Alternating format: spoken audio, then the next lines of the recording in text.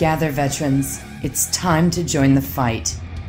The long war begins. Planetary exterminatus is imminent. You now have 15 hours to reach minimum safe distance.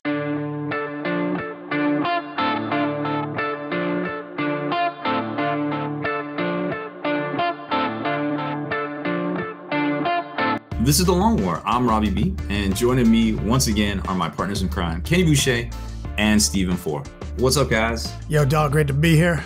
Hey, what's happening, everybody? Once again, we are left without Haspel, but I still think we have a pretty good show for everybody tonight. Gonna break down the Dark Eldar. Coming in hot, literally. If you see some Dark Eldar models out there that you've been thinking about, you should buy them now because they're all gonna sell out probably. Everything. It's hard. I mean, even if you don't think you're gonna need it, get it in. Yeah. Do you guys remember Dark Eldar was one of the first races to get like a sweet overhaul of miniatures when they got their new Raider, the new Warriors, like all their sprues were super crazy custom. They hit the street, running like with some gangster shit. Then the Necrons. It was right around that same time that the Space Wolves and Blood Angels, right? Like when those kits.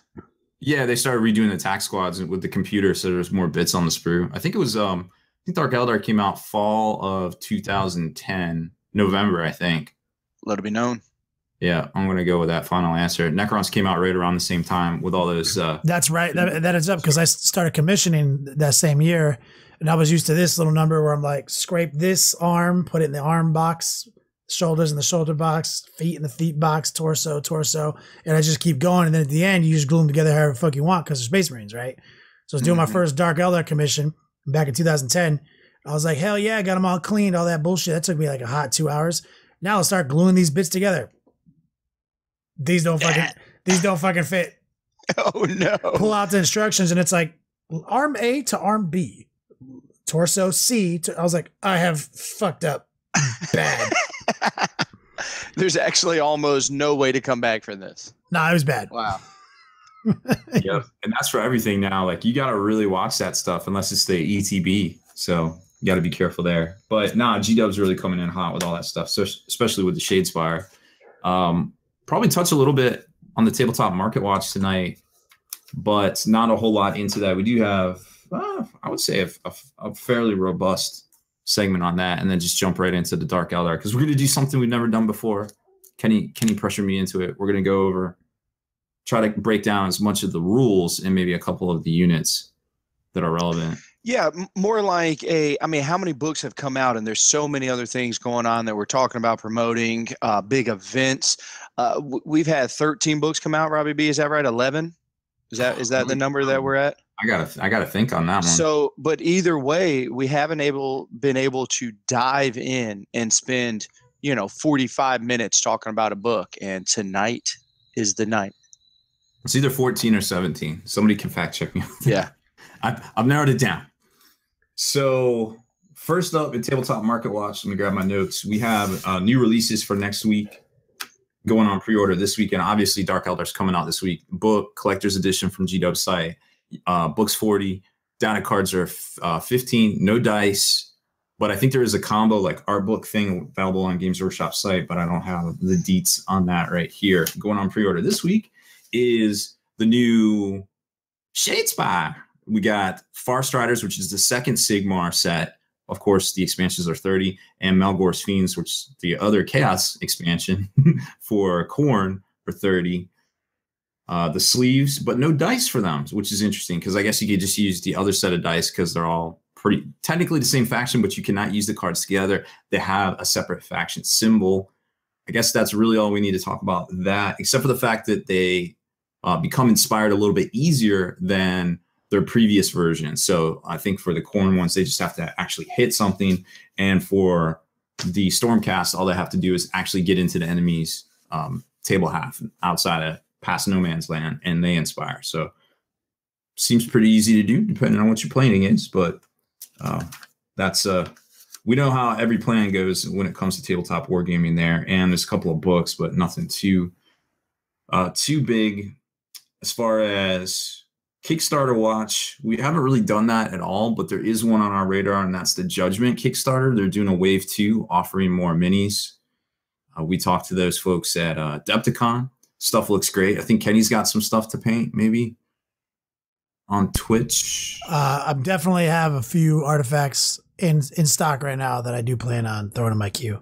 So we definitely have to get these guys funded so that these miniatures actually are a real thing. For sure. I think they're at 80% of their goal, and they still got 2 weeks left. So make sure you check them out. Great looking miniatures. This is their second Kickstarter. They have successfully funded a first and got all the stuff out to everybody, I believe. And that's Judgment on Kickstarter. We'll be posting links all week. You'll be able. They got some fresh looking fucking minis. Like I picked the one out, my favorite. Me and my man Wyatt Turk. Big shout out to Wyatt Turk over at Jack Club's Painting, fellow Twitch creator, streamer, and painter. He went over there and snooped them out and found these sick models. Came back and he's like, "Hey, you need to talk to these guys." And I was like, all right, man, let's go check it. I was like, oh my God, I fucking love these models. And he was like, which one do you want? I was like, that big ass dude right there. Then I looked at him for a minute. I was like, you know what? I want that dude. Cause that dude, he's got that Jack pose. He's coming at you. He's got big shoulder muscles and shit. I was like, I want that. And Jack Close was like, man, I hope you say that. He's like, cause I wanted to paint the other guy, but I was going to let you take lead on it. And so we switched cause they gave us one each. So I have the one that Jack handed off to me here, my man Wyatt Turk. So big shout out to him for letting me paint the one I wanted to paint. There you go. It all works out. I love it when a plan comes together. And a bit of news from the Fantasy Flight Games front. General Veers just went on pre-order for Star Wars Legion on the Commander side of things. $13 for a Commander. Who knew? I remember paying those prices for G-Dub. Back in my day. It's true. Well, I always say that. I say that to store orders, especially when I review stuff like Cromlech minis or, Max Mini or any of those stuff that still comes in a blister pack format. Everybody walks into a game store with $20 to spend, right? Mm-hmm. But you can't really buy any Games Workshop stuff besides hobby supplies for $20. Fucking $19.99 super glue. Yeah. And that's probably why the paint handle did so well. Those things sold out. They haven't even been back in stock. People are paying like $20 for them now. I remember when we went to that GW store in Durham, and I was like, I'm gonna get that hobby scraper. This is gonna be awesome. $50. $30. I still have it. I use it once a year, but I'm never gonna lose it because I was like, motherfucker, I paid $30 for this fucking piece of metal. Fucking. I like the hobby scraper. They say like, oh, you can't take anything with you to the grave, motherfucker. I'm taking this. Yeah. No doubt there. All right, well, let's jump in. Let's do the Dark Eldar. It's time to do some talking. So Dark Eldar have been previewed for about a week or two now. Everybody's made their videos and such. Everybody's already finding the big loopholes on to do all this stuff, but loopholes cost points, and probably depending on what the FAQ says, one of the big loopholes is probably going to get cut off or neutered right out the get-go, I imagine, but we'll see. So overall, the book has 30 data sheets. Juice was quick to point out the Trueborns aren't in there, but they're in the index. We'll see how that goes. 33 unique stratagems, along with, I think it is six specific stratagems, 16 artifacts, and I want to say there's quite a few warlord traits. Probably 6. There's 12 warlord traits? Yeah, there's 9. Is there 9? Okay, I knew there was a bunch. Yeah, 3 blocks of 3 plus the 6, right? The 6 generic. So that's a good 15. point. So, yes. Okay. So there is the 3 randoms, and then They really have like 6 generics and then 9 additional in their book. Mm-hmm. What? Yep. It's out of control. So first off, as far as rules go, Power from Pain's back.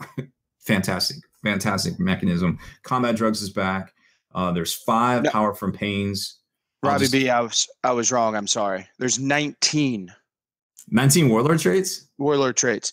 There is 4, 5, 6, 7, 8, 9. There is 10 unique ones to each coven, witch cult, and obsession. And there are 9 warlord traits that are random to each respective coven. That's a lot. It is a lot. There's a lot of options. A lot of options. I don't know where these guys were that when the Space Marine book and the other books came out. Right. Yeah, come to find out, there's the potential of maybe having more than one warlord trait per army. Yeah, there is. Well, I'm sure we'll touch on that. So Power for Pain's great mechanic. Battle round 1. Remember, these are all cumulative, so keep that in mind. Battle round 1, Feel No Pain on a 6-up. Seems good. Pretty standard, right? Battle round 2. Hey, real quick, Power for Pain, all Dark Eldar Drakari units. What's that? So it's anybody with a special rule. So anybody with Power for Pain special rule. Power for Pain special rule, yeah. So for the most part, it's most of the units you already know, but not the stuff like beasts or correct. And either racks. Yeah. You know, anything that isn't I think the racks have it actually, but oh, do they? Yeah, the oh, excuse me, I said racks. I meant to say mandrakes, scourges, stuff like that. So cool. Just wanted to clarify. It's the key. It's keyed to the keyword Power for Pain. Got it. Power through pain. Well, keyed to the ability special rule. Right. Yeah. So first one is 6-up Feel No Pain. Second is may reroll the dice when determining how far a unit with this bonus moves, or excuse me, advances or charges. So that's great. The next one is +1 to hit rolls. No specification to melee or shooting. So all hit rolls in the fight phase, rather. The fourth one is units automatically pass morale checks. Do not roll the dice. I don't know if that comes into play for any particular thing. I didn't think about that. That's an amazing one. It's been there. Yeah, these are the same though, right? Yeah, I think these are all the same. Combat drugs are actually, I didn't check. Do you know that combat drugs the same? I actually don't have that index directly in front of me. They sound pretty similar. Well, the last one for Power for Pain is subtract 1 from the leadership characteristic for any units within 6 in the morale phase. And these these begin to activate in the Drakari's turn. So just standard with no augmentation. It's battle round 1, 2, 3, 4. Oh, so battle round 1, not turn. Battle round. Okay, so that means they just always, no matter who goes first, have 6-up Feel No Pain. Correct. Okay. Yep. And then, so one thing I do want to touch on real quick. What a lackluster 5th turn boost. Everybody takes -1 leadership. I don't know. Some have. Yeah, no. I get it. I'm with it. But normally something like that would be towards the beginning. It's weak at the end of the game because at the end of the game. Yeah, by the end of the game, people have like 3 dudes left in a unit, and then you kill 1, and they're fine. Like, you know what I mean? Like, you want to be killing. You want to do it in the turn where you killed 5 dudes out of a 10-man unit, but yeah, it's fine. This is a for freezy. This is a for freezy. Yeah, no, for free. And to be honest, they're coming so strong. We're talking a 6-up Feel No Pain across the board, and then my favorite out of the entire board. I don't even care about the +1 to hit. Like, give me re-rolling charge distances. So Scourges and Mandrakes both have it. So is it basically like everyone who's like an Eldar person has it? Is that what I'm looking at here? For the most part, I think there's some of the court, like the snake dudes, might not have it. That's what I'm saying. People who are like people, like the dudes that are like actually dudes, like not like monsters and beasts and weird shit, right? Right. Correct. In vehicles, obviously. That's just silly. Yeah. So actually, you're right. Mandrakes do. Racks do. So it looks like the ghouls. Incubi do. That's gonna be so good. Beastmasters, obviously, and stuff like that don't. Actually, we take it back. No, all right. We don't have to fumble this anymore. We cannot tell you unless we go down the list because grotesques have Power from Pain, and they are the beastie of all beasts looking. So this ability is keyed to the ability. Just take a look at your unit, see if it has that rule. Yes, there you go. All right. So combat drugs, pretty much for the most part, are just the witches and the succubus. I haven't seen if there's a way to give it to anybody else quite yet, but the bonus is now you can pick these at the beginning of the game, but you can't pick the same one twice until all the other ones have been picked. There's a way to manipulate them. Probably talk about that at some point later when we're going over the stuff. So, or you can roll whatever. I don't think anybody does that. So we'll just run them down. Roll, or you can just pick. There's a +1 attack. There's a +1 strength. There's +2 to movement. There's +1 to toughness. There's +1 to weapon skill. And there's +2 to leadership. So those are your choices right there. That is sick. But now, Robbie B, if I'm not mistaken, there's a pretty cool verbiage that says if you do randomly decide to roll on this chart of 1 through 6, duplicates do stack. You don't re-roll that dice. So if you roll a 2 twice for the same unit, they're +2 strength. Is that true? Yes. Yeah, no, that's the rule. good. Yeah. My dick is huge enough to roll that dice. No, are you kidding me right now? I All am day. rolling that dice. I love this entire chart. Give me +2 leadership. Give me this. Give me that. Like literally, Well, you can re-roll. multiples. You can re-roll via the stratagem before the game starts, right? You're not restricted on how many times you can do that if you want to burn command points. Correct. Yeah. Okay. Yeah, why not? And there's Sure. and again, we're going to talk in a little bit how they have the ability to already double this roll. There's we might as well say it. There's a stratagem that says whatever your combat drug is for Double 2 command points, you double the result. So if you're already at +1, now you're at +2. If you're already at +2, now you're at +4. I'm gonna be rolling this dice hard, guys. I'm not gonna lie. But so if you choose, I think from the wording, if you choose to roll the dice, you're stuck rolling dice. If you choose to pick, you pick. Yeah. I think that's the way it's worded, but I mean, that may come into play. That might be important. I don't know yet at some point. All right, let's go. Let's take a look at, for the most part, all the weapons that had poison are still poison. So the majority of everybody's weapons that you're going to see the most of are probably wounding on 4-ups. A lot of the anti-armor stuff's all -4. In some cases, -5. So that's pretty good. Yeah, well, one thing I've noticed to make sure that blasters are D6 damage now instead of D3, they kind of got the shaft last edition or index edition. For having to be so close, it kind of seems stupid that they weren't better. Yeah, I mean, now they're as good as they're better than a melter gun. 18-inch D6 damage. Yeah, I'm with that. They definitely do some work. So then when you get to actually how the army works, like their whatever you want to call it, their legion rule or their sept rule or whatever. How to create a Jachari detachment. How to create the detachment. First of all, all the dudes, all the troops have basically OPSEC. So if you have more of those, or even just one, and somebody has a tank, you control the objective. Every index that's come out, or every codex base that's come out, said these are these are the rules for creating a blah detachment, and in blah detachment, all troops in blah detachment have this ability, and they give it all. Some of them get like different wordings, but it's all objective secure.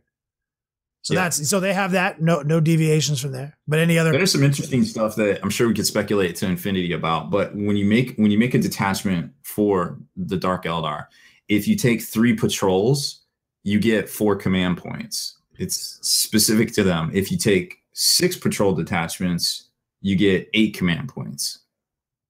Plus your patrol, plus your 3 for. No, I like that. That's like the pirate raider lifestyle. They have a bunch of little patrol attachments. They're basically giving you a reward for bringing 3 small groups of very specialized warriors to the table, and they're giving you at least enough command points to make some of your crucial things happen. Yep. And so then your whatever you want to call them, legion rules, they're called obsessions. So, but they're split into 3 different major categories of obsessions: Cabal, Coven, Cabal, which is like regular Dark Eldar duders, like the warriors or whatever, for instance, or scourges, I think also count. Then you've got your covens, which are your witches and witch characters, succubus, Lilith, whatever. And then you've got your third, which are your homunculi, covens. So cabals, cults, and covens. Then there's sub factions, like for instance, Cabal the Black Heart, which is Astral Beck's Cabal, I believe. Like they have rules, and then it goes down from there. They all have the detachments have to all have the same, like they all have to be Cabal and the same Cabal to get these abilities. You can make them so you've got a mixed Cabal, attachments. yeah, and a Coven, but then you're not going to get these abilities. You can An also, analogy. Oh, I'm sorry, Rugby. oh, I was just going to say, but you can also have all the same Cabal, but you can also put things like beasts and incubis, and like the Mandrake stuff, the independent kind of operators. They don't, just like with, you know, the Vespids and just like with the Cryptex and stuff for Necrons, they don't detract. Can you just do us a quick favor and run us down the Cabals? You said there's 3 with 3 each or something like that? Yep. Just hit me with them. So you got the Cabals, which are the Cabal of the Black Heart, the Cabal of the Flayed Skull, Cabal of the Poisoned Tongue, and the Cabal of the Obsidian Rose. And then for the Witch Cult, you've got the Cult of Strife, Cursed Blade, and Red Grief. And then for the Homunculus, you've got the Prophet of the Flesh, the Dark Creed, and Coven of the 12. So there's 3 for each of those. And so what bonuses do I get for each of these? So for each one, clearly there's some winners and losers.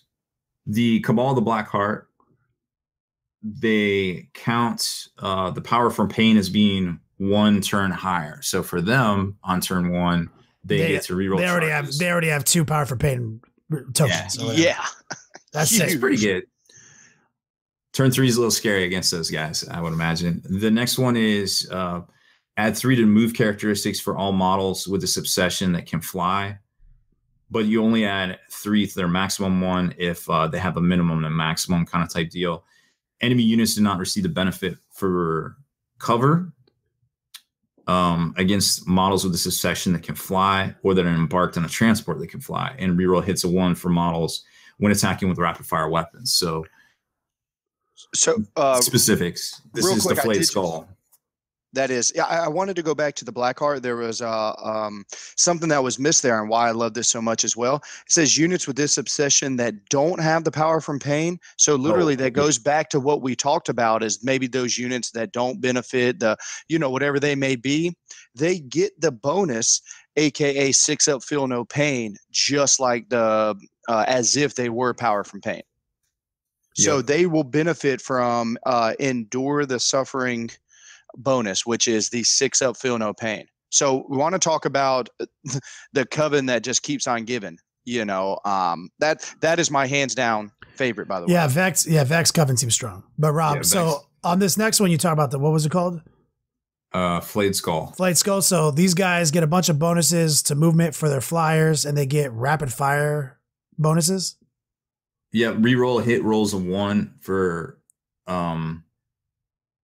models that are shooting when they're if they're anybody who's embarked in a Raider or a Venom and they shoot their rapid fire weapons out of it, they're re-rolling to 1s. Or if they themselves can fly. Yeah. Like for example, is a Venom rapid fire?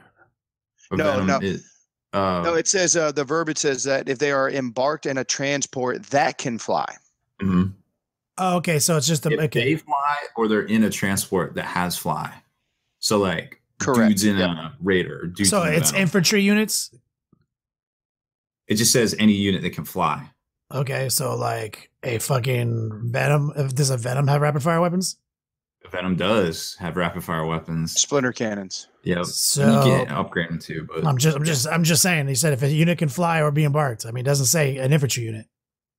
No, just says models. Yeah. So models embarked. Yeah. That seems good. I just want to throw that out there. And it's pretty good too, because those flying things will probably be away, well, maybe not, from the Archon and stuff that would give them the bubbles to reroll 1s. Seems good. Yeah, I like it. Next up is Cabal, the Poison Tongue. Reroll wound rolls of 1 for melee and poison weapons by models. Does not apply to the artifacts.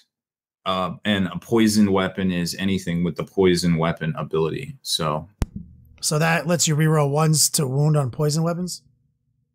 Yes. Okay. For melee weapons and poison weapons used by models. Okay. Yep. Pretty solid. And that's pretty big because, and I'm glad that they stated here, because a lot of those crucibles and artifacts allow you to get +2 to wound with poison weapons. So they're literally wounding on 2s anyway. Yeah, there's a lot of stuff there. Next up is the Obsidian Rose. Range characteristic of all assault, rapid fire, and heavy weapons used is increased by 6, but does not apply to eye bursts or artifacts of cruelty. So a range extender ability. Those are always solid. Yep. So which is kind of strange too that they as of right now with this they didn't get the just you are -1 to hit bubble. I'm hearing a lot of people it's just a lot of rinse and repeat. Way to go GW for not doing that. They literally gave some cool ones so far. So for the Witch Cult, you got. Well, I like how these are all like offense based essentially. Like these all. Yeah, these every one of them is about getting in your grill. I like that. That's very Dark Eldar.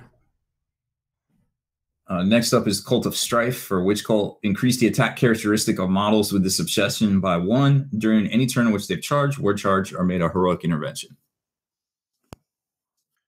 So huge. Again, we're talking about stacking bubbles. Did you get the combat drug that gave you +1 attack? Did you potentially that you can double and then now you charge? So you're talking about witches that have 2 or 3 attacks potentially on the first time they charge, they have 3 extra attacks. Yeah, you can get them. I think you can get them up to a 5. Yeah. As the game goes on, yeah. If you charge on turn 1, you basically can have +3 attacks to these girls. That's pretty good. Next up is the Cult of the Cursed Blade. Increases strength characteristic of models with this obsession by 1. In addition, when a unit with this obsession fails a morale test, only 1 model from that unit must flee. Tight. I like that as a mock fearless. But not overly OP. Well, that's like OG. That's that conscript fearless. Remember, like no matter how. Yeah, that's it. No, literally, I'm gonna shoot somebody. That's that orc fearless. I'm with it. Then we've got Cult of the Red Grief. Units with this obsession can charge in the same turn in which they advanced. Always a good one. In addition, you can reroll failed charge rolls for units with this obsession. So witches can advance, move, advance, charge, reroll, charge. Sick. Yeah. Are we seeing a pattern here? Yes, sir. Both so far, the Cabal of the Blackheart and witches.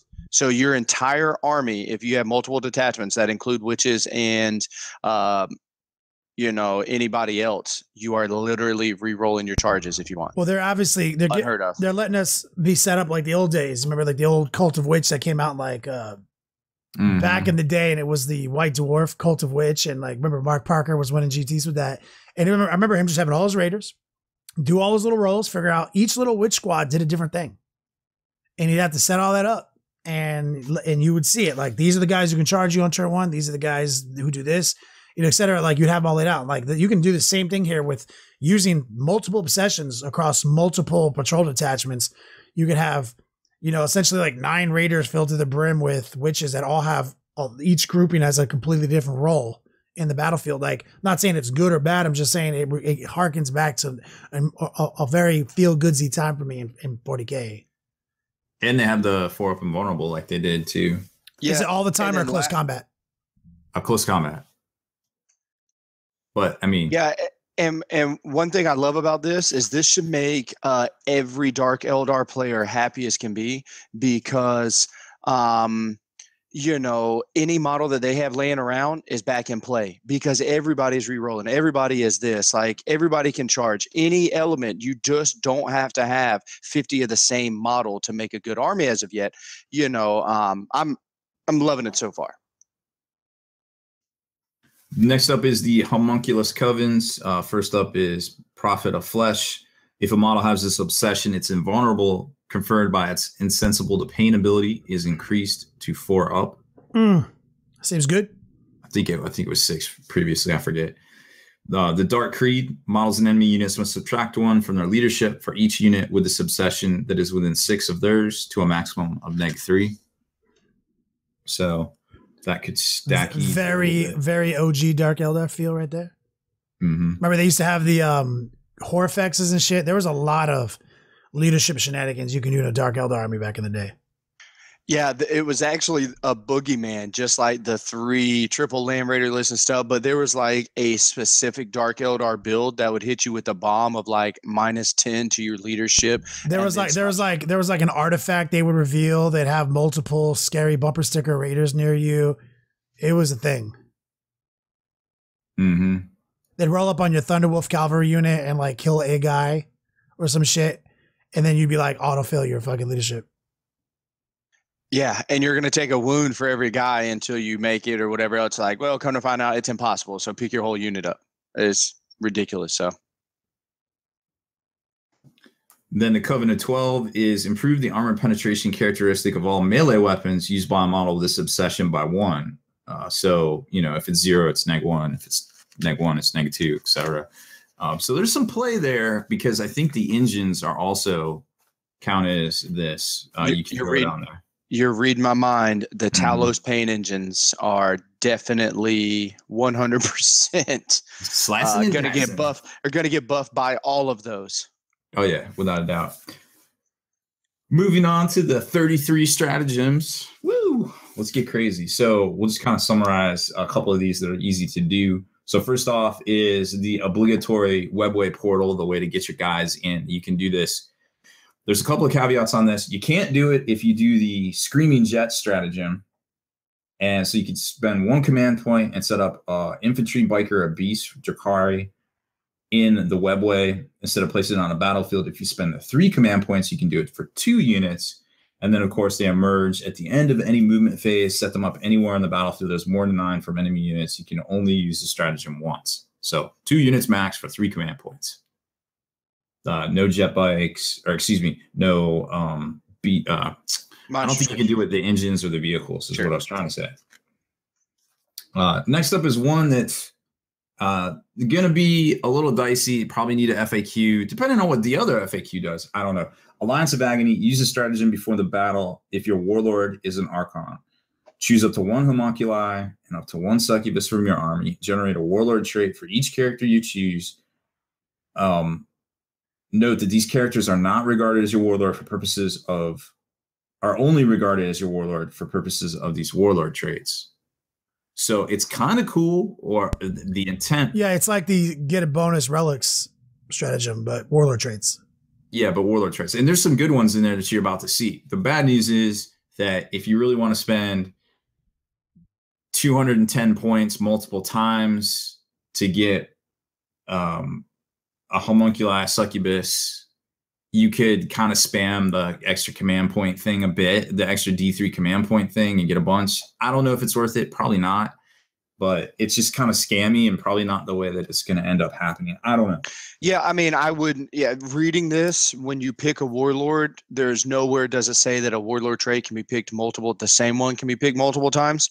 But there is some spamminess of it that you're saying if you're just going to take 2 homunculi and 2 succubus anyway, you could spend 2 command points and your army could have 5 warlord traits. That's not as big of the problem. I guess there's no clarification if you can have multiple the same warlord trait. So you could take the homunculi one that gives you D3 command points. Yeah, I'm just saying that is. I mean, I don't even know if that needs. I mean, obviously it needs to be FAQ, but yeah, obviously. I mean, we got to see what the intent is. Honestly, I'm like, they might let it ride. You know, they like.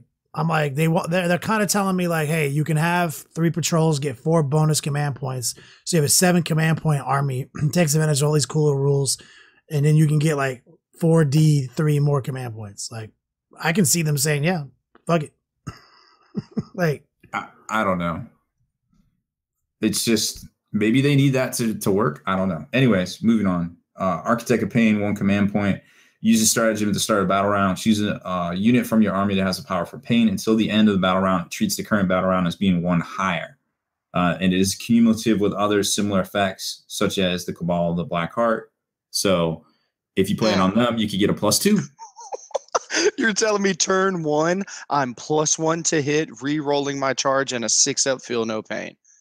On turn 1, that's my detachment. Why auto go, man? Auto go. You have everybody has got to have this, and you burn that at the beginning of your first battle round. Yeah, I feel like it's wow. Next one's Haywire Grenade. It's just a D3 against a vehicle. We saw this with EMP Grenade for the Tau.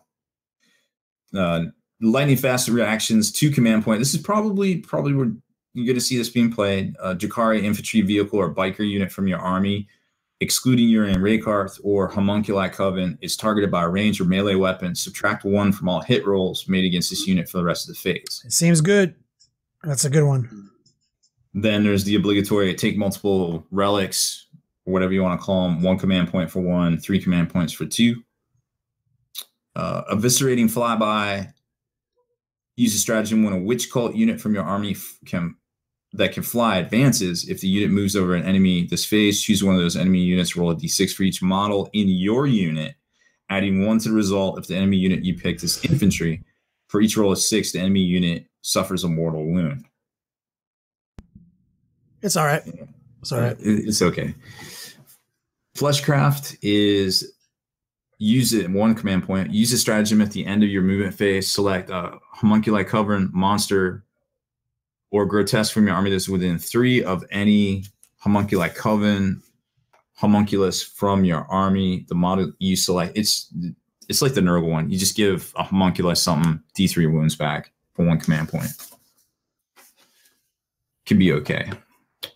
Fire and Fade. You guys are going to recognize this.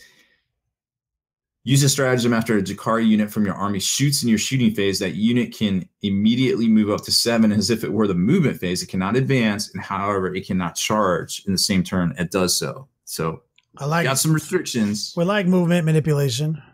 Yeah. So yeah. I love the verbiage is it can move up to, and in my mind reading that, you're like, oh, I'm going to move forward. Nah, homie. I'm going to shoot you and then move my 7 inches back. I love this for 1 CP. And I think that's very aggressive. 2, I'm not going to use it that much. 1, I'm definitely going to use the hell out of this. I love it. Now you see me. Now you don't. That's why they call me the Magic Man. Yeah, Magic Man. It's a stupid name. You're just mad that you didn't think of it. Yep, you're right. Cruel Deception. 2 command points. If use a stratagem if Drakari unit from your army falls back, that unit can still shoot and charge this turn. We've seen this be money in Dark Angel detachments. So I know for a fact there's a couple units that can use the hell out of that. Then there's the, hey, if you want to fight against Slanesh, you can reroll failed wounds for attacks till the end of the phase for 1 command point. Okay, sure. Yeah, those are not that tight. Yeah. Yeah, it's situational. Release the Beast. This is a 1 command point. The start of your charge phase, choose a Beastmaster from your army until the end of the phase. You can reroll failed charge rolls for units of Drakari Beast from your army if they're within 6 of the Beastmaster while it's made. Those are useful. Days.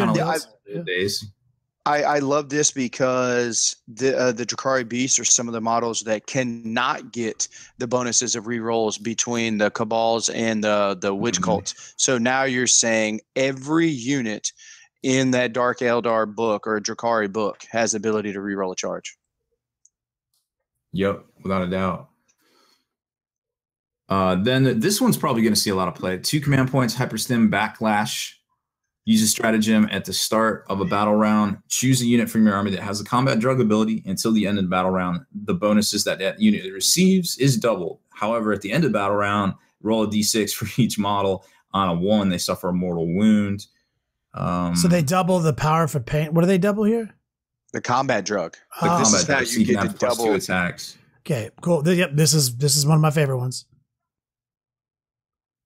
So if you use the stratagem on a model that has the Stim Adept Warlord trait and or the File Bouquet Artifact of Cruelty, which we'll talk about, and all of its bonuses are doubled, but it automatically suffers D3 mortal wounds. There's a reason why. But yeah, this one doubling. Hold on a second. Doubling these things is probably pretty good. Yeah, doubling, and we're talking about like CP dump on turn 1. Again, I'm thinking a 20 chick witch squad. that has +1 attack. On turn 1, I come out hot, re-roll my charge distance on you because I've used the certain things. I'm in on you, and now I pop that. Yeah. This is before I've taken any casualties. Yeah, pop out the webway if you want, man. You can do all sorts of crazy shit, man. 9-inch re-rollable charges. Yeah. Yeah. I'm with that. 9-inch re-roll shenanigans. Yep, no doubt. This one's pretty cool. Screaming Jets. 1 command point uses stratagem during deployment. You get to set up a Drakari vehicle from your army that can fly in the sky instead of placing it on the battlefield.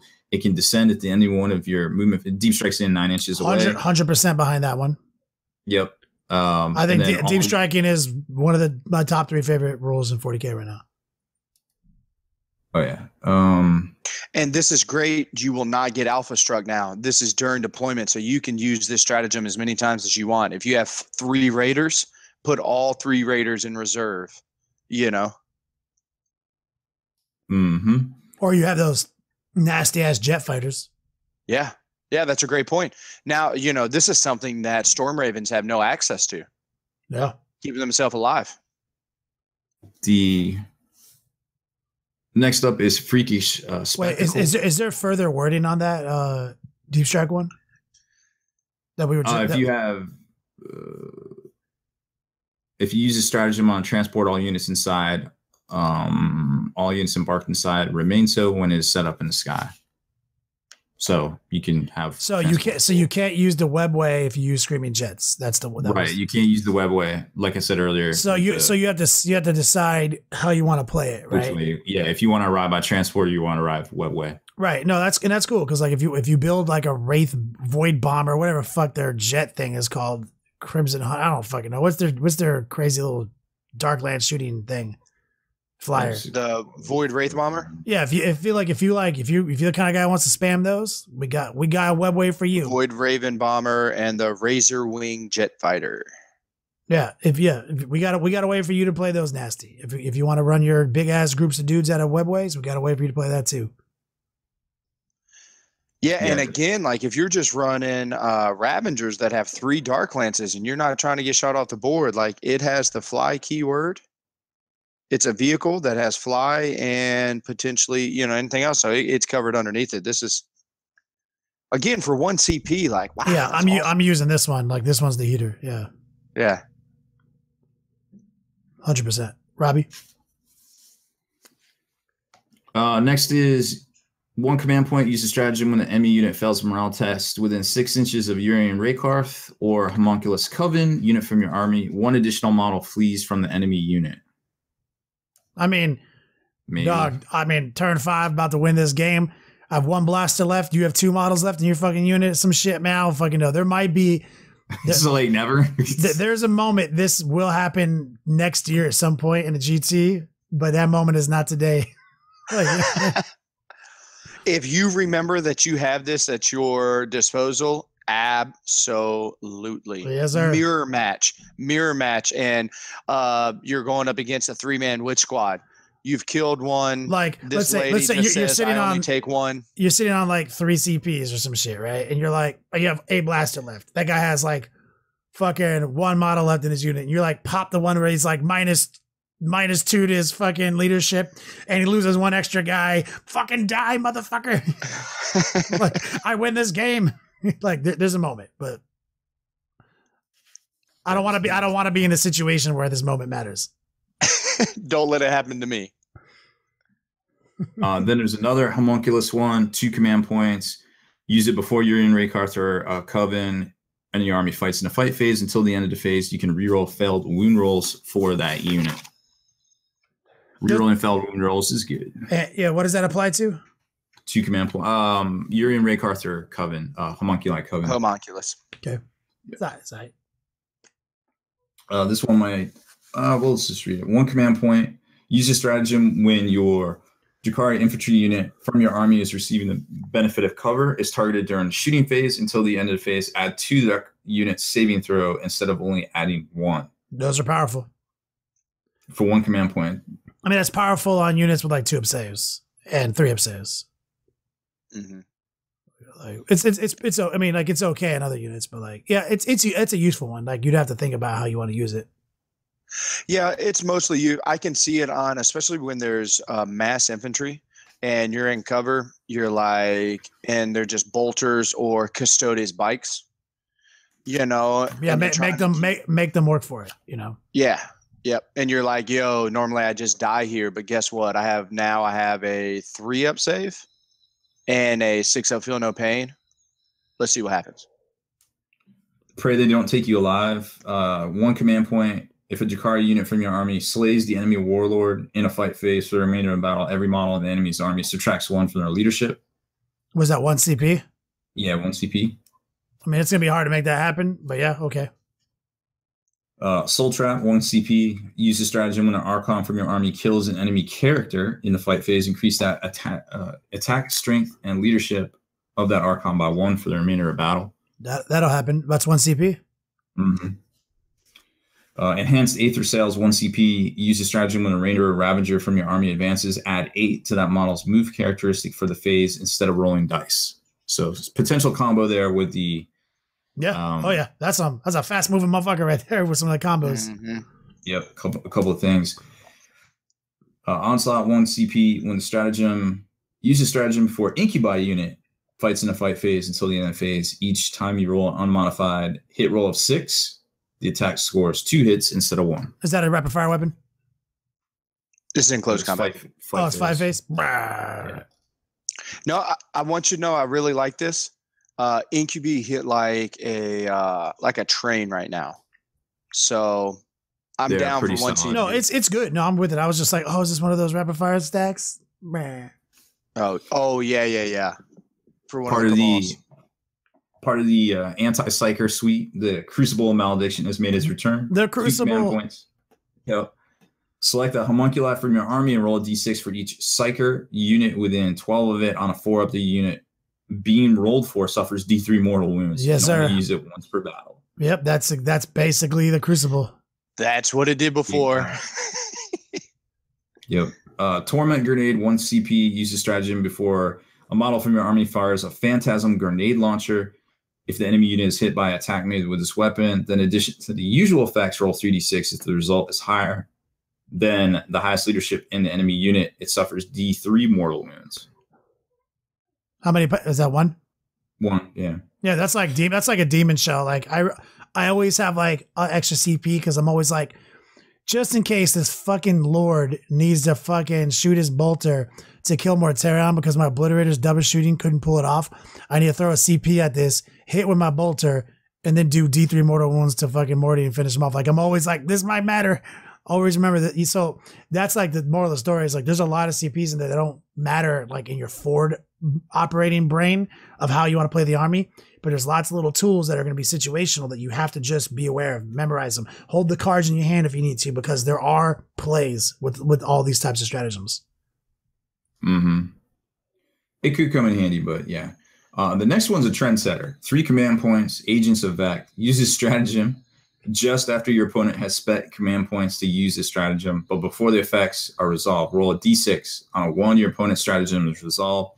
On a 2 to 5, your opponent's command points are refunded, but the stratagem they're using is not resolved and cannot be attempted again. There on it a is. 6, the stratagem they're attempting to use is not resolved. The stratagem that broke the internet. Yeah, and the stratagem cannot be used to affect stratagems before the battle. So the stratagem that broke the interwebs. 3 CPs. 3 CPs. So to it's block a my strong shit. number. Yeah. But that's the number it has to be. Correct.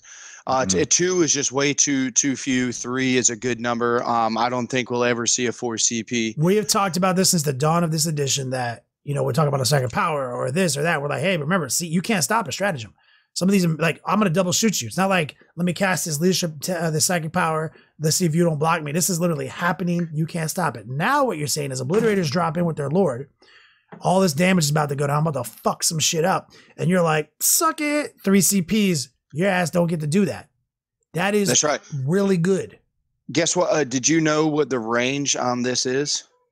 There isn't one. Yeah, what's the range on stratagems, right? That's what I'm saying. It's like, so they're literally, this is not within. So, for example, I believe that Chronos NIDs have one of the best things to stop psychic abilities. If you're within 24 inches of one of our models, I can burn a stratagem. Like, you basically can't cast an ability. This is just saying, if you are on the fucking, if you go to do something, I will spend 3 CP to make it not happen. That's unreal. We need this. And I think it's perfectly balanced. You have to drop 3 CPs to block my 2 CP double shoot. Right? So I just need to know, like, going against Dark Eldar, you're like, what did I do? That's the whole thing. You just didn't understand that he's going to do that. So you need to put your obliterators in a situation where you don't need them to double shoot the same target to be successful. You know what I'm saying? You need to put them in a situation where it's like, I'm going to double shoot this shit. Because they have to say that when do they have to reveal that they're doing theirs? After I say I'm doing mine, right? I say, hey, I'm doing endless cacophony. Boom. Which says at the end of the shooting phase, I can shoot again. So I haven't picked a target or anything yet. Now you say, okay, 3. Cool. It's fine. I already blew up this motherfucking raider. We already did this. Set myself on a good defensive position not to get charged. Let them burn the 3 CPs. It's balanced because most of the time you're getting your 2 back. So you just have to play against these Dark Eldar for that late game where you're going to have a shitload more CPs than them at the end of the game. And you just have to know how to block your avenues, stop some of these tricks, some of these fucking speed bumps that they're going to create for you because they're going to blow their CP load quick, barring some of the FAQ shenanigans that might be going down. Like if they can just all make like 4 D3 new command points at the beginning of the game, and then they have the I get command points back on a 6 player and self. I drop 2, you drop 3, you roll 5 dice. Maybe you get 1 back and you don't have the whole fucking game and you got 43. Maybe I'm wrong. Maybe they're always going to out-CP you. I don't know. But in a perfect world, you'll be able to out-CP them at the end of the game and you got to play that way. I couldn't agree more. Next up is 2 command point Insidious Misdirection. This is key to the Cabal of the Poison Tongue strategy, or Cabal of the Poison Tongue. Use this stratagem at the start of the first battle round, but before the first turns begin. Pick up to 3 Cabal of the Poison Tongue units from your army that are on the battlefield, and immediately remove these units from the battlefield, set them up again as destroyed in the deployment section of your mission. All units embarked inside remain so when set up again. If that's like the Eldar one, right? That redeploy. Yeah. That's a really good one. It can be very tricksy. Yeah, that's a fucking problem. I hate that one. That one pisses me off. Like, and we're over. Like deployment, like people lose the game and win the game because of deployment. You know what I mean? Yeah, if you can sucker somebody out. And it's like, yo, here's where all my shit is. Go all in with your bullshit. Psych. Like, I remember the first time I played David with his Wolfen back in the old days, back when it was like the White Dwarf article. And they had all those scout moves that nobody had. He had all his little long fang squad set up, and everything has scout. And I was setting all my shit up perfect to shoot them. And he's like, all right, I got to scout before the game. And he's like, scouted all his Wolfen for it. I was like, yeah, I know that. And then he took all his long fangs and scouted them behind the 4th edition terrain. And I was like, all my guys that stand in front of your Wolfen and have nothing to shoot at. I was like, dog, I'm super mad about this right now. This is not a place I want to be. Failure is not an option.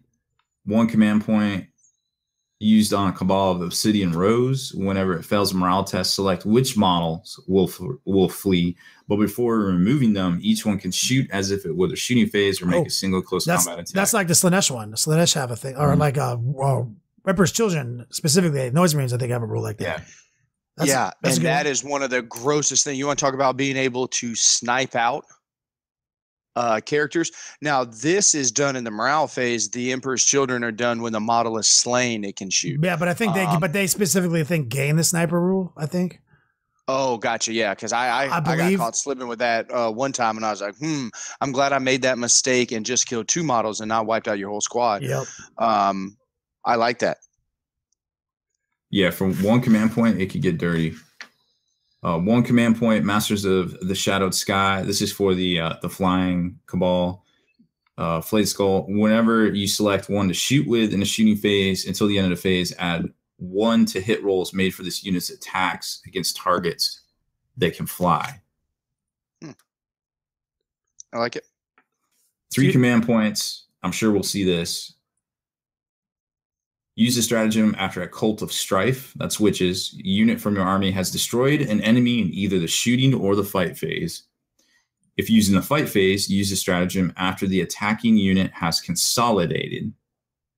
If the enemy unit was destroyed in the shooting phase, your unit can immediately shoot an additional time this phase. If the enemy unit was destroyed in the fight phase, your unit can immediately fight an additional time this phase.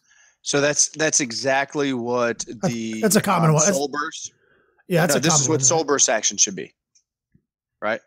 Well, I mean, it's also Khorne Berserkers have this. Like a lot of people have this one, right? No. This isn't just swing again.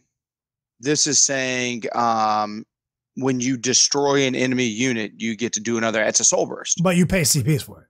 Correct. 3, yeah, it's not 3. That might be the FAQ for Soul Burst. Exactly. 1 command point, conceal booby traps. Use a stratagem when an enemy unit finishes a charge within one of the Cult of the Cursed Blade. Unit from your army that is wholly within terrain feature, roll a die on a 4-up. The enemy unit suffers D3 mortal wounds.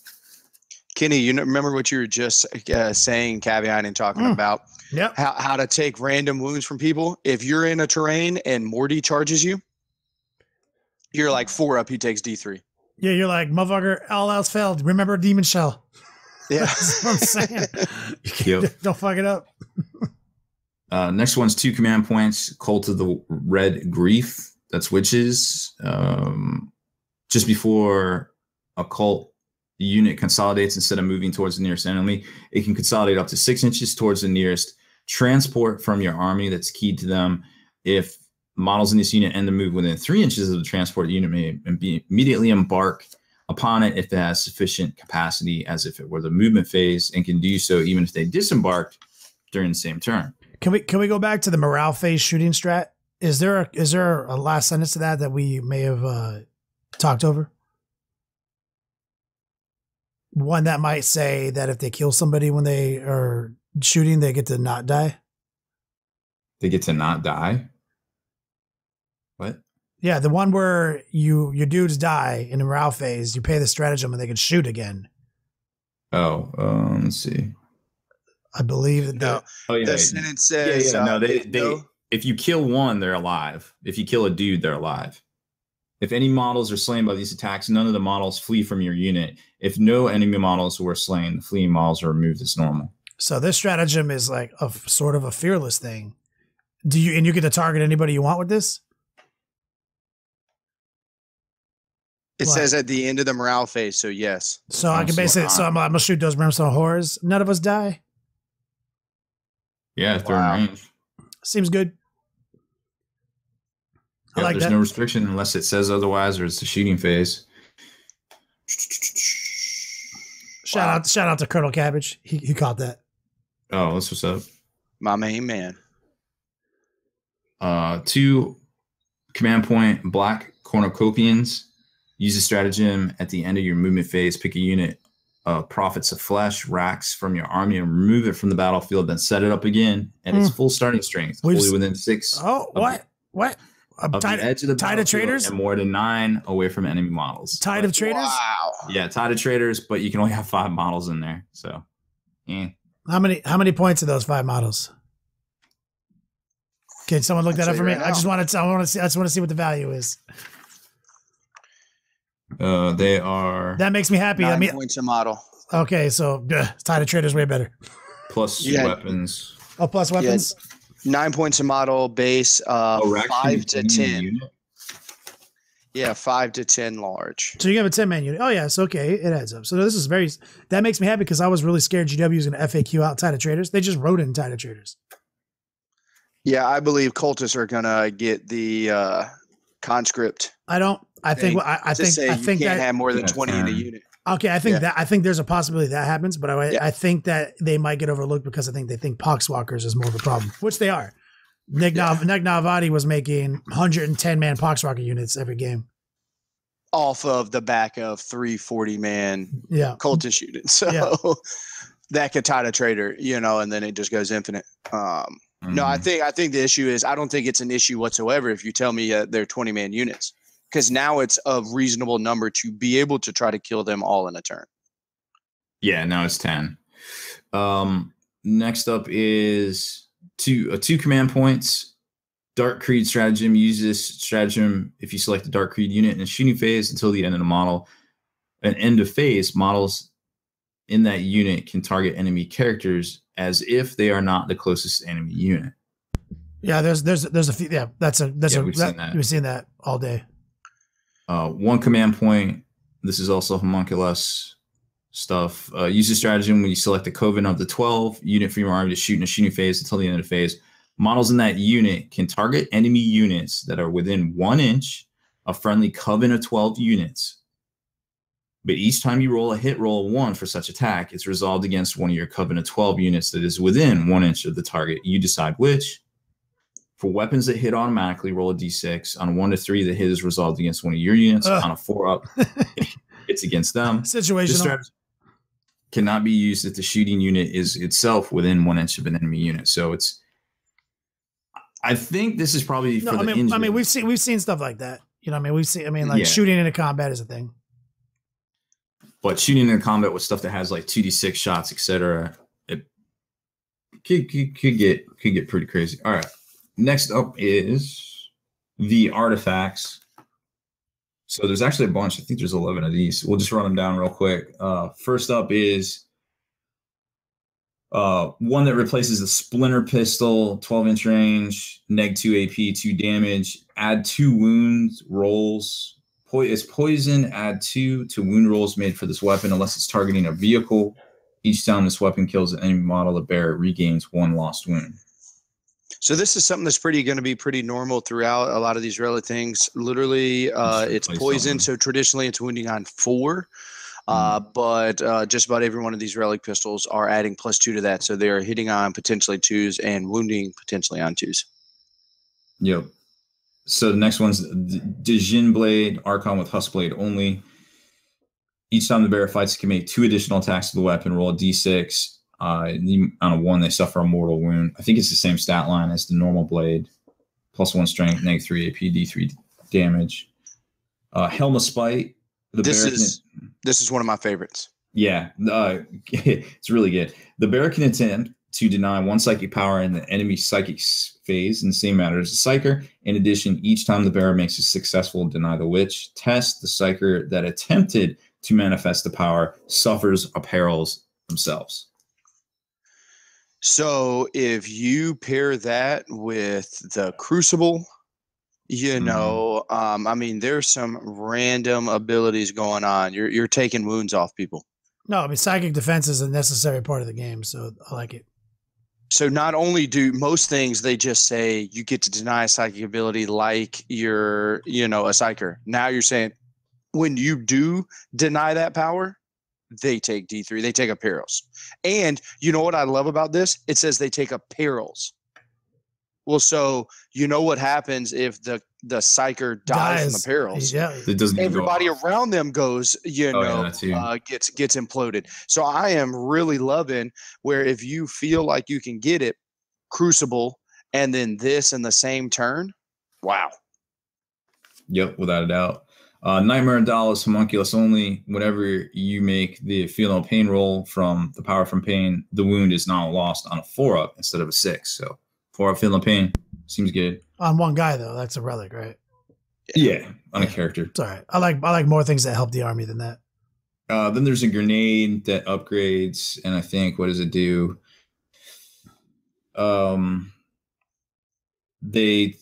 If you kill somebody with this grenade, they treat the power from pain as being 1 higher than it actually is. Whatever. The big thing is the grenade is 6-inch range that you can only use once a battle. If it hits, the target suffers D3 mortal wounds. So you can kill somebody pretty easily with this in certain situations. Yep, you could snipe them out. I think it's probably off the... No, I guess it's just a grenade. You just throw it. That's fine. The whip is for succubus with agonizer only. It replaces the agonizer with one that is once again poison weapon, but each time the bearer fights, it can make 3 additional attacks with this weapon. So cool. Yeah, I mean, I'm not a fan of the my one dude's more badass relics. I like the or the improved invulnerables. I like Helm of Spite so far on this list. I like that a lot. You probably like this one. Writ of the Living Muse. The Cabal of the Blackheart Archon only reroll wound rolls for 1 of 1 for friendly Cabal of the Blackheart units within 6 of the bearer. Wait, what? Yeah, he becomes both a lieutenant and a captain at the same time. Yeah, so that's sick is because there's not many ways. Yeah, there's not many ways. And we already know that Cabal of the Blackheart is all our favorites, right? Yeah, that's the so sick one. there's not many ways where you can get reroll to wounds. Now this guy, just because he is who he is, he's rerolling rules or Yeah, he's a captain ones. and a lieutenant at the same time. It's like And then by the turn 2, because being the Cabal of Blackheart, you are going to count as if it's turn 3, so you're +1 to hit. So now everybody's +1 to hit, so they're going to be hitting on 2s, re-rolling 1s because of him, wounding most stuff on a quality number, and then re-rolling 1s. Powerful, to say the least. Yep, it's key to all Cabal of the Blackheart units, so just infantry. Not just infantry, so it's units. Brrr. Units. Next up is Soul Seeker, another upgrade. This is keyed to Cabal of the Poison Tongue. Poison weapon, add 2 to wound rolls made for this weapon once it's targeting a vehicle. Can target enemy units that are not visible to the fire, and can target enemy characters as if they are not the closest enemy unit. Units attacked by this weapon do not gain any bonuses to being in cover. It's just a pistol at -1, does D3 damage. Like I said, there's so many better ones. No. So there are so many better ones, but let me just give you the short version. This is an 18-inch pistol that ignores line of sight, ignores cover, and can snipe out characters. It's a pistol, so it can be done in close combat. I can be in close combat and shoot someone 18 inches away.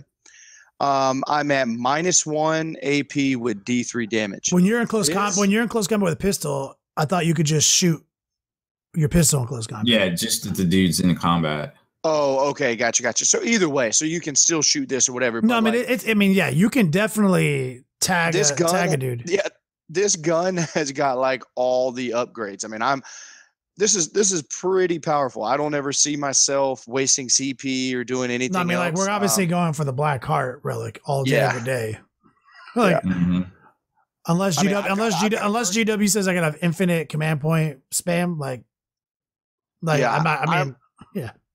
I'm torn. I think I might have to spend 1 extra CP just because I want that. The Living Muse. But it's also situational. You get to look at your matchup before you decide. Army before. Yeah, you get to be like, nope. Oh, you have lots of little characters. Oh, you have lots of psychers. You know what I mean? Like so these are all useful situational.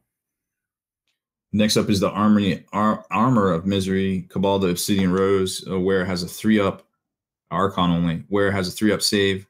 In addition, subtract 1 from all hit rolls for attacks that target the wearer in the fight phase. Nope.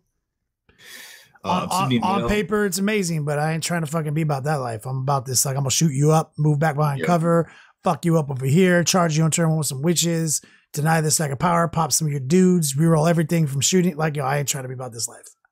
Nope. Here's another one that's probably a no-go. Cabal of the Flayed Skull, Archon only. First time the model fails, it's invulnerable, and its shadow foe ceases to function. It immediately gains a 4-up invulnerable save.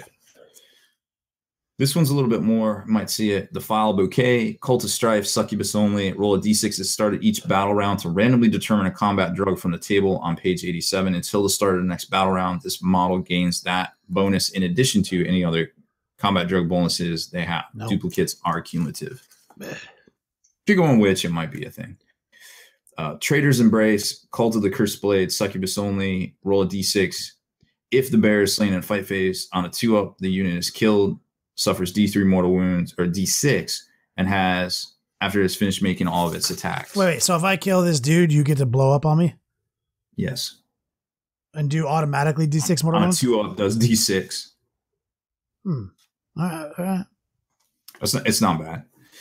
The Blood Glaive, I mean, it's not good, but I mean, it's less bad than some of these other ones. It switches out for the Cult of Blood Grief, switches out the Archite Glaive with one that I think is plus higher strength, +3 strength, -3 AP, D3 damage. Next one's called the Vexator Mask. It's for Prophets of Flesh Homunculus only. Enemy units cannot fire Overwatch at the bearer. In addition, at the start of each fight phase, select an enemy unit within 6. That unit cannot fight until all other units that are able to have done so.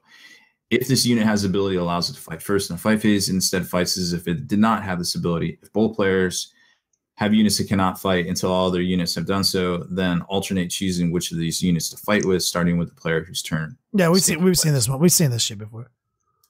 But so what I do like, Robbie B, I'm sorry. Go ahead. All I was gonna say is it's kind of like the Blood Angels Slam Captain, because you can pop him out of a webway if you really want to, and charge him in, because he will have he has power from pain, so he will have the reroll charge starting at turn 2, depending on how you manipulate it. So he could come in, reroll charge, hit, and then I don't know, witches. Yeah, I mean, these ones are really good in your opponent's turn, right? Like, is now these ones work? No, so this is the enemy units cannot fire Overwatch. So like on him. This, correct. So this model bases the guy. Yeah. So, and then it keeps. So this guy bases the Riptide that is about to Overwatch your entire units. And it does keep the Storm Surge. Mm-hmm. Yeah, so this guy has I don't care about like all his other rules. I care about that one element. Yeah. And the fact that you can just be like 9 inches away. But let me just spin this tail. Like, I do that all the time to people without fucking relics. I do that with this one Nurgling hiding behind a wall charges you through the wall. Sure. Like I was doing that at fucking Adepticon all week with my Demon Princess shit. Dude's like, I got the Plague Fly, 2d6 auto hits Overwatch. I was like, I'm gonna charge all 3 of them. He's like, cool, let me just start fucking your Demon Princess up. I was like, oh no, with these Nurglings. Which ones? Behind this wall. No. I was like, yeah, dog. Like, I was just saying, like, it's good. But there's like, if you look at the terrain and you're like, there's no way I can pull that move off, maybe I need this. Yeah, I would also say, if you are going balls out, I am making a turn 1 charge.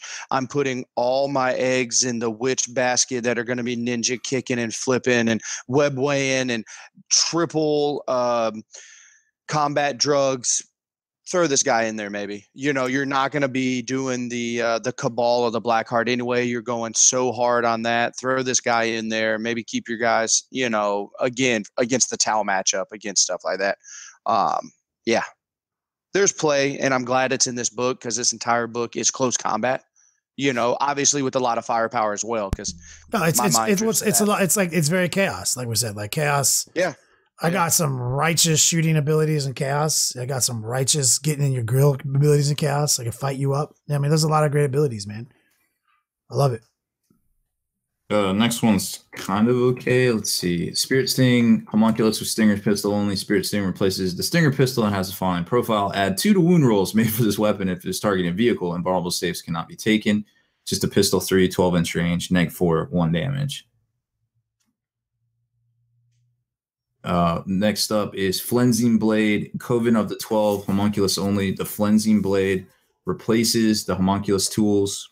-2 AP, D3 damage. Add 1 to wound rolls made for this weapon unless it is targeting a vehicle, increase this weapon's damage characteristic to 3 when attacking enemy characters.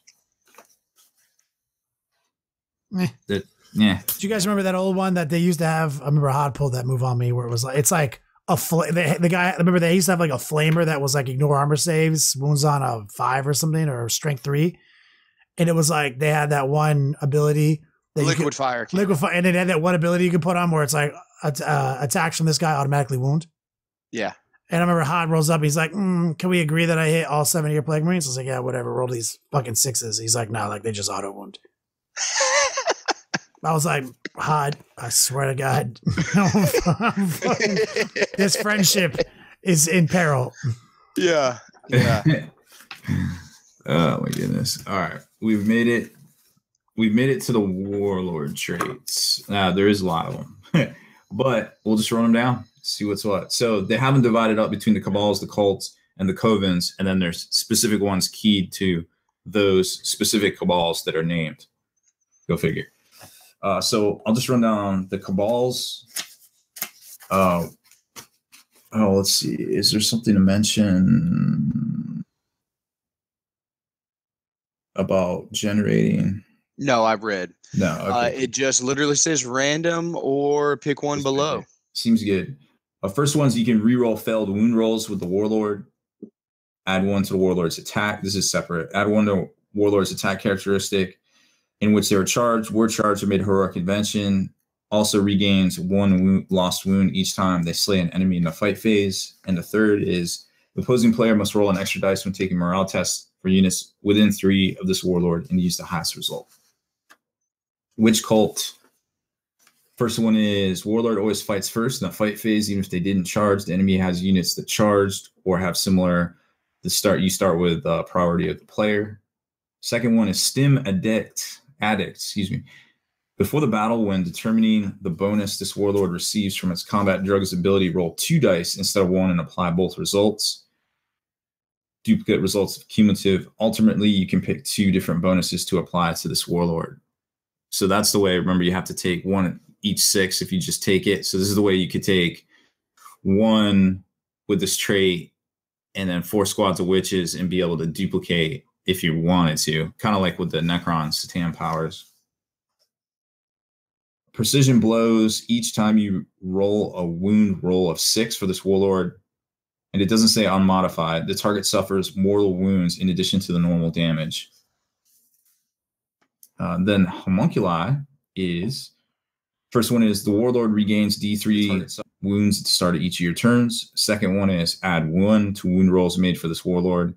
Third is reroll the feel no pain rolls of 1 for friendly homunculus within 6 homuncula coven. And then getting to the specific named ones, Cabal the Blackheart. While your Warlord is alive, roll a d6 each time your opponent spends a command point to use a stratagem. You gain 1 command point back for each roll of a 6. We can stop right there. That's the winner. It's so funny how we say, oh, we can stop right there. That's the winner on Relics, Stratagems, Cabals, now Warlord traits. The Cabal of the Blackheart, baby. Good old Azrael Vec. Sean Naden is super happy right now.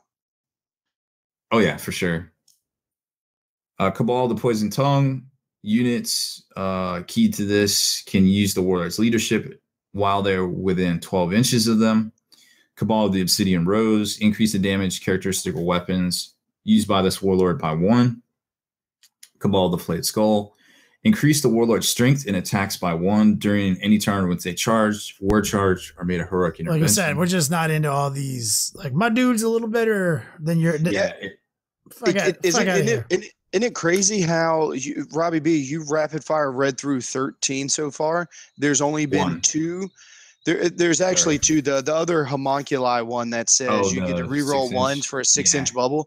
But that is literally it. It's I'm better. Oh, reroll, get command point back, for all the time. That's this one. It's not even a question. Cult of Strife, Blood Dancer. Each time you roll a hit roll of 1 for this Warlord in a fight phase, that hit scores 3 instead of 1. So it's kind of like Tesla. So my guy's a little better again. Okay, Never mind. Cult of the Red Grief. Add 1 to invulnerable saving throws for this Warlord. Wait, my Warlord's a little better now? Cult of the Cursed Blade. Each time you roll an unmodified saving throw of 6, the enemy unit that made the attack suffers a mortal wound after it has resolved all of its attacks. My Warlord's not better at all? Yeah. Prophets of Flesh. Once per battle, you can reroll a single hit roll, wound roll, or saving roll, or damage roll for your Warlord. In addition, if your army is Battleforged, roll a d3 before the battle begins. You gain a number of additional command points equal to the result. That's a good one. D3 extra command points? Yep. Yeah, this is the one that people want to try to say. Yeah, this is the one to try hard. This is the ones, because we talked about earlier, there's a stratagem that says you can buy more Warlord traits. It doesn't expressly give us permission to buy duplicates, and it doesn't expressly not give us. It's kind of in that weird area because there's kind of nothing in the game right now that gives you the ability to multiple. So there's no Warlord based precedent, right? We have a stratagem based precedent where it's like one instance of this a command point can only be spent on this, this way once per phase. So we don't really, we need a little bit further clarification here, because otherwise, you're just generating, what is it? How many times can you play that one stratagem? Is it one of those where you can get 2 new warlord traits for 3 command points, or is it a 1 for 1? That stratagem. It's a 2. Excuse me, I'll look it up now. For what? The stratagem that lets you get more warlord traits. It's a 1-point stratagem that is done before the battle. You have to have an homunculus and a succubus. So you have to have both. But it says up to. So would that mean 0? Like, I don't know. Some people are already like getting crazy with that wording. Yeah, what does it say? It's that, so choose up to 1 homunculus and up to 1 succubus for your army. Generate a warlord trait for each character. And you can do this multiple times because it's pre-game. Yeah. So 4. I just want to work 6. out the details real quick on what this actually means. So you spend 1 CP to potentially have a homunculus and a succubus in your army. You now have to pay the 210 points Robbie B has already showcased to get that, right? Roughly. That's not including the upgrades. Okay, so you have to spend 1 CP and 210 points to get this warlord trait twice. Now, this is where it's gross, is because you could put this same warlord trait on these 2 individuals. So you have to spend 210 points and 1 CP to get 2d3 worth of command points. That's pretty solid. That's solid. That's what I'm saying. It's like people or how much are rerolls were? I was like, okay, if CPs were just rerolls, I'd pay 100 points a reroll. Like out the gate. I used to do it with people like Fate Weaver and all that shit all the time. Right? You know what I mean? I'd pay 100 points a reroll. You know what I'm saying? Like, so this, in the right configuration where you've said, I've got all my witches that are 9 points. I've got all my shooting stuff. I've got all my little buff shit. I've got all my little reroll bubbles. I feel really strong with this core of my army that's going to obliterate you, right? Let me also just get a free 2d3. Oh shit, look, I have enough points to do it another time. Oh shit, do I just get 4d3 extra command points because I have 3 so like now I have 3 patrol detachments exploiting the 3 best sets of powers. And now I also have 7 command points -1 plus 4d3. Like, I don't know what the list would look like, but I'm like, I can see GW saying that's what we intended. But I can also see GW saying, no, man, you guys fucking crazy? So this is just, if you're the kind of guy who likes those characters anyway, this is a really fucking good warlord trait. Yep. I don't know. We'll see how it sorts out in the FAQ. Next one is Fear Incarnate. That's also the one that Urian Raykarth comes with automatically. Roll 2d6 for each enemy that is within 3 of your warlord at the start of fight phase. If the result exceeds the highest leadership characteristic, it suffers a mortal wound. And then the Covenant of 12, reduce all damage inflicted to your warlord by 1 to a minimum of 1. Okay. So Lilith has the Blood Dancer that is the Tesla attacks, basically, and Drazar has the Hatred Eternal, which one is Hatred Eternal? I don't even know. Read all this. Is it one that makes him a little better? I would imagine. Oh, no, it's a general one. Reroll all failed wounds for this warlord. Yep. Hey, he's a little bit better. And that is it. Did we touch on the units, like the Archons and the... Well, it's time now to we're not going to go over all the units in this podcast, but break down the ones that are our best buff characters, our best like reroll caddies, our best plus 1 to wound caddies. What do we got? So the Archons reroll 1s for Cabal within, or for, let me see how it's worded, within 6 to hit. Pretty sure it is. And if, I mean, is he, how many points Juice is an Archon? Stock Archon, basic bullshit. He is 70 base without upgrades. Okay, so that's right in the point level I like to see my reroll guy be. Is Azrael Vec in this codex? He's not in here. He's not. Yeah, just curious. He's only got 3 special characters: Drazar, Lilith, and all right. So we've got a reasonably pointed reroll guy. What else? The Succubus will give you reroll hits of 1 for Witch Cult. Roughly, if they're within 6. You got points on her Juice? Yep. 50 points. Okay. And then the witches are 9 points. We already talked about that.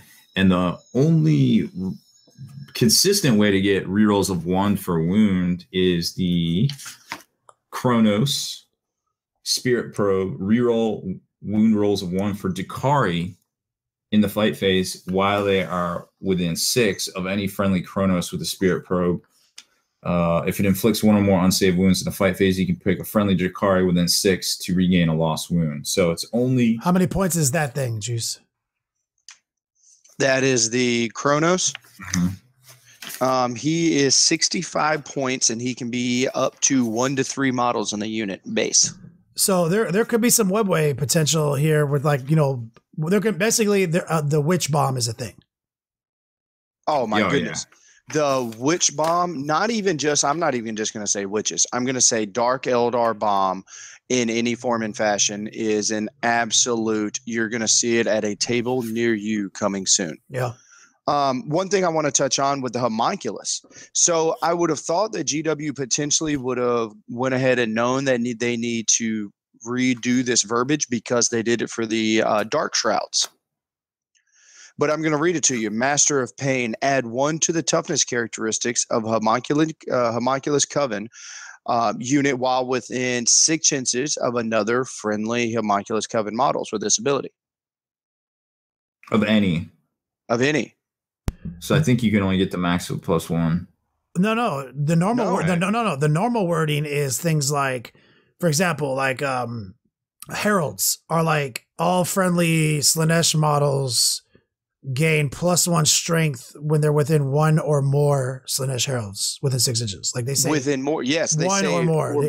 They specifically that's what they had say to switch the Dark Shroud to. Yeah, because the Dark Shroud was basically infinite modifier. Yeah, and then so like that's what I'm saying. Like they've already had this mistake multiple times. Not even a mistake. This loophole where people try to exploit because it doesn't say more. I would have thought they would have done it unless they want.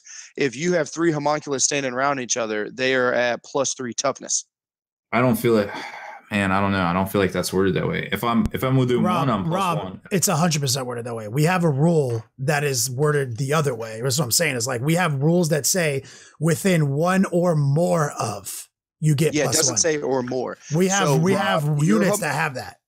Yeah, so we're 3 homunculuses. You're the first one, Rob. You are homunculus coven. I am one of your friends. And Kenny is one of your friends. We both are getting +1 to your toughness. All of us have +2 to our toughness independently. And GW says that if you give us a benefit, you also get it. So now we're +3. Now I'm an homunculus. I give you and Kenny +1, and I get +1 because I'm a friendly unit, or y'all are friendly, and I get this buff. So here's the same story. We're both units of pink cores, or we're all, your Juice is a unit of pink cores. Rob and I are both heralds. Herald says all demon units that are the same mark as you get +1 strength if they're within 6 inches of more than 1 or more. So I'm 1, you are more. We're only going to the default plus. So like GW has already given us 2 wordings on this type of rule and already had to backtrack on one previously when it was too powerful. So there's a potential. Literally, it was the Dark Shroud. Like Dark Shroud was that same way. If you are within inches of Dark Shroud, what? If I just take 6 Dark Shrouds, you can't shoot me because you're at -7? That was day one. Yeah. 8th edition. No, I see your points. I don't think that is. It might that's what they meant, but sure, yes. and it might, it probably get banged down, but like again, since they've already had this twice now, why are they? They're either continuing to make the same mistakes they've made before, or for some reason this book is full of all sorts of new tricks they want the Dark Eldar to have. Yeah, I mean, it could just be the fact that they cut and paste. They had some cut and paste errors, I think, in the Necron book too. So it could be just a cut and paste. I don't know. Are you telling me I'm going to be a full-on conspiracy theorist for anybody out there? Are you telling me there's a reason why they want you to run multiple homunculus, aka to burn more command points to get more D3 command points back out of the Alice of the agonizing or whatever? I mean, I feel like we have some stuff that needs to be checked in the FAQ for sure. Oh, absolutely. And again, I mean, who knows? Don't go out. Make sure before you get anybody before in your local scene, before you build an army centered around some of these primary exploits, recognize, like, it's like Denizens of the Warp. Remember when we were reviewing the demons and we only had 3 confirmed things from GW that were sneak peeks, and one of them was Denizens of the Warp, and I immediately said, oh, that's obviously not for, that's infantry only, right, Rob? And you're like, no, it's key to all demons. I was like, well, that's a problem because, and like within 5 seconds, we're like, yo, this is an issue. Like, everyone's like, oh, Deep Strike and Primarchs, this and that. I was like, what about demon engines? What about fucking decimators? What are you going to do against 6 decimators when you don't ever get to shoot them on turn 1 that are only 8 power level each? So that's it's 8 command points or 6 command points for them all to show, just to be there when I need them. You're like, you know what I'm saying? I was like, no, that is a problem. GW fucked that up. I was like, I'm not going to build an army around this because I already know they're going to FAQ it. And sure enough, they've been doing an FAQ shortly after the release of every codex. So expect some of these obvious loopholes and these obvious copy and paste errors to be addressed very fast. All right. So, ladies and gentlemen, I'm going to stand by my own statement that I said earlier. You guys tune in because you want our opinions. I'm going to give you mine. I believe they leave this the hell alone. I believe that this is a codex of I am a badass individual character. I myself am a badass and I am 1 model strong. We saw that with all the warlord traits. We saw that with their weapons. We saw that whatever. This bonus, the Dark Shroud, says any units. Now you're saying flyers. Now you're saying it's interacting with so many things. Pink horrors. How many pink horrors can you have in an army? Hundreds, and that are getting bonuses. This rule just says 1 homunculus makes another homunculus, both individual models, a little bit better. I say it stands. I say it stands too. When you break it down like that and that's very concise. I think it stands. I think that it stands, and I'm actually gonna go out and say that I think they might let this CP generator stand. I mean, it's possible. Judging by the way they had the patrol thing set up in here, but we just don't know the intent. We don't have a precedent at this point, you know. So that's I'm gonna backtrack. I'm a backtrack, Juice. You said there's 19 warlord traits. There are 19 warlord traits. They're not gonna let that stand. That's why we have 19 warlord traits. So you can all have to be able to spread it out. Yeah. Now, the one thing I do like is that, it can't stand. It can't stand. You know, you're saying that you can buy 4 homunculuses that will now make them, all those homunculuses standing next to each other will be toughness 9 or toughness 8. All those models are now just gave you 4d3 command points. You know, for 4 CP at the beginning of the game, I'm burning that every game because it's free. I burn 1 to get D3. There's a chance that I wash. You know, they're not going to do it. 19. You're right. 19 command points says. Or 19. You know, 19 warlord traits means you're not going to be able to stack them. That'll be in the FAQ. Yeah. Same way. That's the reason why they got rid of commander spam. They don't want you. They want you to play other HQs instead of just commanders. Same way with Hive Tyrants. Yeah, and this all might go to the way the Dodo, if they're saying things like you can play 3 patrol detachments for 4 extra CPs. I mean, fuck. You know, when this there might be an FAQ on the horizon that limits the amount of characters per detachment. True. Yeah, and that is one thing I don't think we talked about. This book outlines in the statement, it says if your army consists, if you have at least 3 patrol detachments, you get 4 CP. Yeah. Or so normally, for anybody who doesn't know, if you take a patrol detachment right now in an army, in a NID army, it gets me 0 points. 0. If my army consists of 3 patrol detachments, I don't get any extra command points. 3 CPs. You get 3 from being a battle for it. I've got lists that are a battalion and an outrighted detachment that are fucking 7 command points. Yeah. You know what I'm saying? Yeah. So now they're saying because they want you to take these individual covens and these individual cults. So. And then obviously Robbie B just said, if you have 6 or more patrol detachments, you get 8 CP. That's going to be cool in a lot of games, but not in match play because reasons that ain't a thing. They also had a restriction to number of Quarter of the Archon models you can take in Beasts too, maximum of 3 Drakari Beasts. And 4 Quarter of the Archon, right? And you have to have 1 Beastmaster for each Beastmaster. So for each beast unit, you have to have a beast master. Is that right? No, you can only put beasts in a detachment that has a beast master, and you can only include a maximum of 3 beast units. Yeah, so you can't just spam out small units of beasts. You have to have the master and the beast. 10-4. Yep. Well, that's it. So we just broke down 33 stratagems, 19 warlord traits. How many relics? 11 16 or 16. Yeah, 16. I was counting them as you did it. Damn. Yep, like 16. literally, Robbie B, you read 1 million words. Damn. I really did. You really did. That's pretty good. So before we do any closing remarks here, let's do a little promoting. We didn't do a commercial break because we brought that more length, more girth than ever before today, but we do have one commercial, one thing to promote. The Long War swag store coming soon, potentially coming as early as next week. It'll be a merch website on this thing, Juice. It's called the Interwebs. Oh, is that a series of tubes? It's interconnected tube technology. We live in 2018. You can do some crazy shit on the internet. So we're going to have finally doing it, guys. We're going to have 11 designs day one for t-shirts at the $20 price point. We're currently doing some soft beta, making sure things are going right, making sure shipping costs are correct for regions.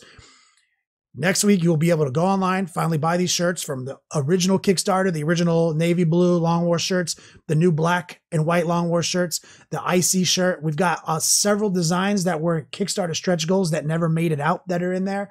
A few throwbacks to earlier Twitch t-shirts. It's pretty solid. And our goal is to keep putting new designs in the store as we go. It's finally happening. We're doing it. It's print on demand. Quantities aren't an issue.